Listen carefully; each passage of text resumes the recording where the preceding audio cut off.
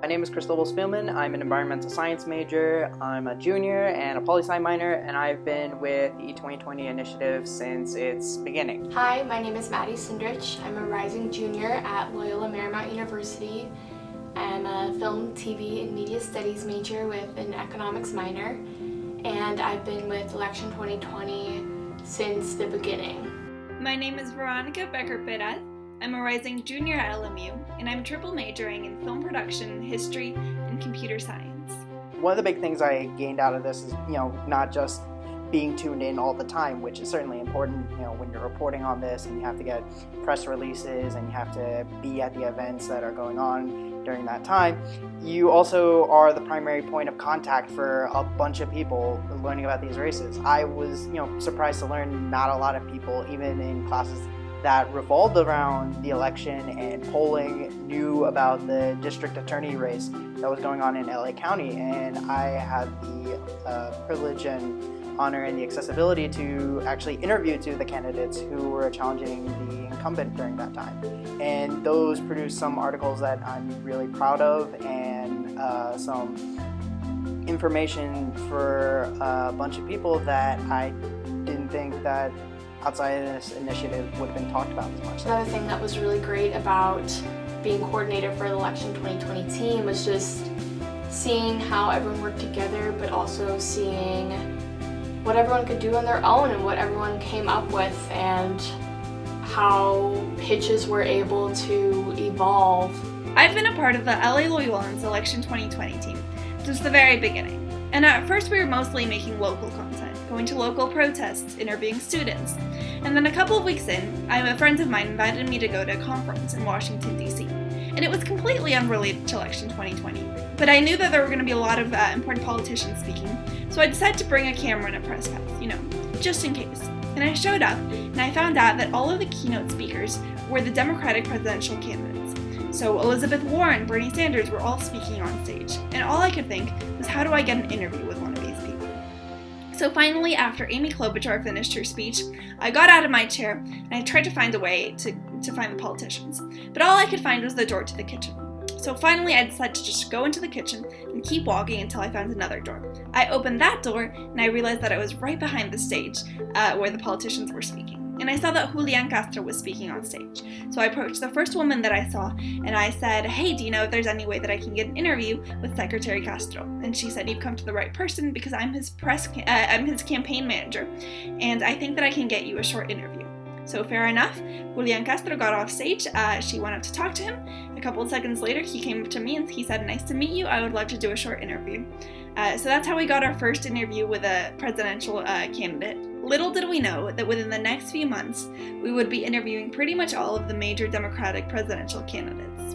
During the Long Beach convention for the Democratic Party of California, I believe it was, where there were just candidates just walking the halls, and I remember seeing then former Representative John Delaney just walking down the halls, and it's I gotta ask him about his policy platform. That was the Trans-Pacific Partnership at that time. So I went up to him and it's okay, why are you the only candidate supporting this, and is this actually relevant for college students? And that ended up being one of my personal favorite videos because it was a topic that I was personally interested in, and also that I knew I could get a lot of content out of him. One of the most memorable on-the-ground experiences for me was when we got an interview with Representative Maxine Waters. She was on campus giving a speech for Martin Luther King Jr. Day, and she's the representative for the district that Loyola Marymount is in, and we had basically just planned to sneak up afterwards after the speech and ask if she would give us a quick interview. And so that's what we did, and she wanted to give us an interview but had to dash over to another meeting, so she agreed to come back to campus a couple hours later and give us an interview. She would have a span of 30 minutes to give us a really quick interview, and then she would have to dash over to another meeting. So that was really exciting because it was all completely spur of the moment, and we were not really expecting that to happen. We were expecting just a few questions we could ask her at the end of the speech, but she came back to campus for us and like rearranged her whole schedule just to be able to talk to us, and that was really cool. It was really affirming, and reminded us that although we're just students, we are indeed journalists, and that the work we were doing was important and it was really interesting and cool. There have been a bunch of times where I've had to think really fast on my feet. During the debate, there were a bunch of reporters and a bunch of media personalities that were at the debate, so I had to be like eagle-eyed, making sure that we could find somebody we could talk to. I remember like very early in the debate seeing like Tomi Lahren from Fox Nation like all the way across the room. It's like we gotta get an interview with her. We got interviews with people from CNN and from CBS and the New York Times, and just making sure that all those people we were able to locate and keep tags on, just to say like, okay, when they stop talking during the debate, one moment you gotta go and find this person. When all these government officials are in one corner, you gotta talk to them. And we were definitely lucky. It was lucky to have the 6th Democratic presidential debate on our campus. But luck was really only that first step. After that, it was hours of planning, only to have all of our plans fall apart and spend even more hours chasing around politicians to get the right interview to tell the story that students want to hear.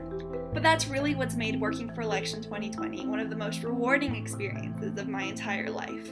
At the end of the day, I think a really important thing I got out of this was just making sure that I had connections, and that those connections really did mean a lot. Like, here's a school newspaper, and we're on shoulder to shoulder to people who work for the Times and CNN, and that really helps out a lot. I remember meeting people from CNN at a Bernie Sanders event just before Super Tuesday.